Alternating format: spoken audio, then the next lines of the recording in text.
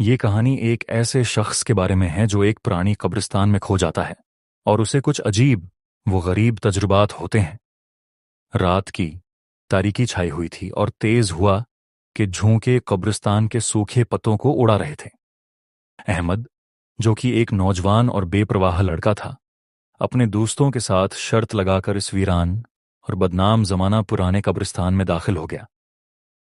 लोगों का कहना था कि यहां जिन भूत और अरवाह भटकती हैं।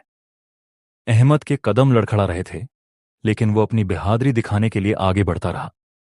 कब्रों के कुतबे मुधम चांदनी में खौफनाक साए बना रहे थे। अचानक उसे एक सर्द लहर महसूस हुई, जैसे कोई उसके पास से गुजरा हो।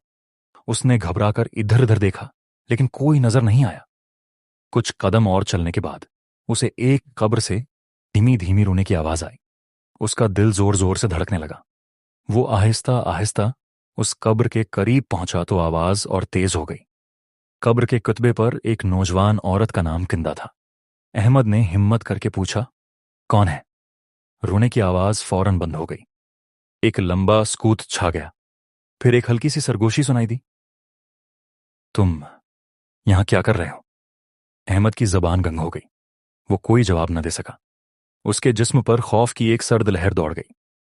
अचानक कब्र के पास की जमीन हिलने लगी।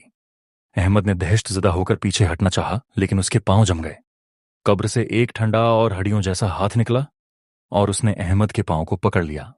उसके पीछे खौफनाक चीखों की आवाजें आ रही थीं, लेकिन उसने मड़कर देखने की हिम्मत नहीं की। वो सारी रात दौड़ता रहा और सुबह सादिक अपने घर पहुंचा। उसकी हालत बहुत खराब थी। वो डिडरा हुआ था और उसका जिस्म कांप रहा था। उसने अपने दोस्तों को उस रात की सारी कहानी सुनाई। वो सब बहुत डर गए और उन्होंने तौबा की कि आइंदा कभी ऐसी जगहों पर नहीं जाएंगे। अहमद इस रात के बाद कभी भी रात को अकेला नहीं सो सका। उसे हमेशा वो चमकती हुई आंखें और वो सर्द हाथ याद आते रहे। उसने समझ लिया था कि दुनिया में कुछ ऐसी ताकतें भी मौजूद हैं जिन्हें इंसान नहीं समझ सकता और जिनसे दूर रहना ही बेहतर है।